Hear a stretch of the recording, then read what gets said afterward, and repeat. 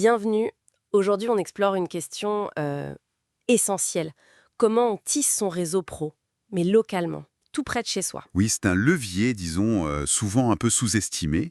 Pourtant, c'est crucial pour créer des liens solides et puis pour dénicher des opportunités qu'on ne voit pas ailleurs. Exactement. Et pour ça, on va s'appuyer sur une ressource intéressante, un document de formation de LRDCIP qui s'appelle Développer votre réseau pro.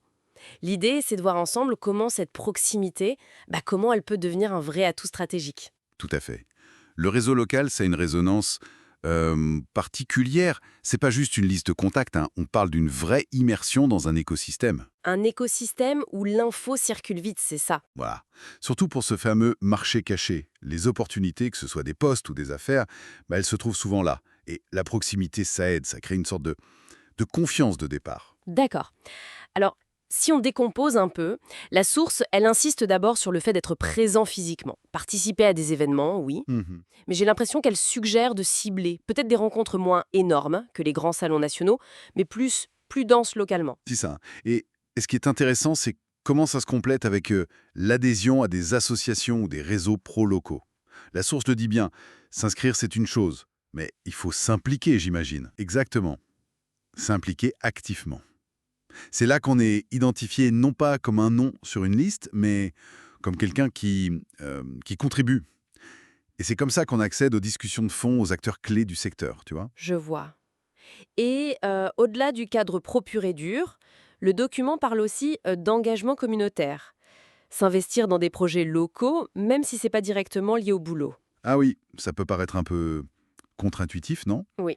On se dit, seul le pro compte. Mais la source, elle, y voit un moyen de créer des liens plus authentiques, basés sur des valeurs communes peut-être. C'est un bon point. Et si on relie ça à une vision plus large, évidemment, il y a le numérique. On ne peut pas passer à côté. LinkedIn, les réseaux sociaux, voilà. Mais la source, elle va plus loin qu'une simple présence sur LinkedIn. Elle met l'accent sur des actions spécifiques. C'est pas juste rejoindre des groupes locaux. Il faut faire quoi alors? Partager son expertise activement. Commenter, par exemple, les publications des entreprises du coin, pour montrer qu'on s'intéresse, qu'on comprend leurs enjeux. C'est une visibilité, mais ciblée. D'accord, je vois. Et là, il y a un truc qui devient vraiment intéressant, c'est l'art de demander des introductions. Utiliser son réseau existant pour rencontrer de nouvelles personnes. Le bouche à oreille qualifié en quelque sorte. C'est ça. Mais c'est pas juste passe-moi le contact. La source, elle insiste sur la manière de faire, non? Expliquer pourquoi c'est pertinent. Pour tout le monde. Tout à fait. C'est mobiliser la confiance qui existe déjà. Et cette confiance, elle se construit aussi sur l'attitude. C'est un point clé du document. Être ouvert, engageant. Oui, mais comment on fait pour que ça ne sonne pas faux? Ou juste intéressé? La source suggère de vraiment se concentrer sur l'écoute active. Poser les bonnes questions. Celle qui montre qu'on a compris l'autre. Voilà, qu'on a saisi ses enjeux, qu'on rebondit sur ce qu'il dit, montrer une curiosité sincère, quoi. C'est ça qui transforme une simple rencontre en une relation potentielle. Il y a un détail très pratique aussi qui est mentionné, la carte de visite. Ça peut sembler un peu désuet, non? À l'heure du numérique? On pourrait le penser. Et pourtant, la source la présente comme un outil efficace pour laisser une trace tangible, professionnelle, surtout quand on rencontre beaucoup de monde rapidement, comme dans les événements locaux. Ça facilite le suivi. C'est vrai, pas bête, absolument. Et tout ça, ça nous amène à un point crucial que soulève le document. Ça prend du temps.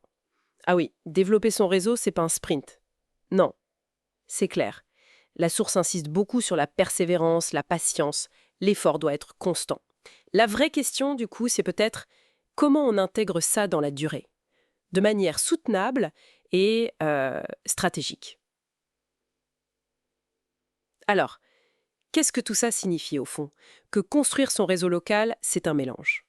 Un mélange de stratégies bien ciblées, les événements, le digital local, les intros, et puis un savoir-être authentique. C'est un processus continu.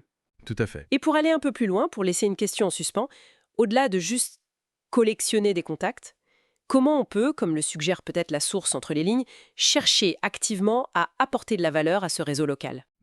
Excellente question. C'est peut-être là la clé d'un réseau vraiment vivant, dynamique et mutuellement bénéfique, non?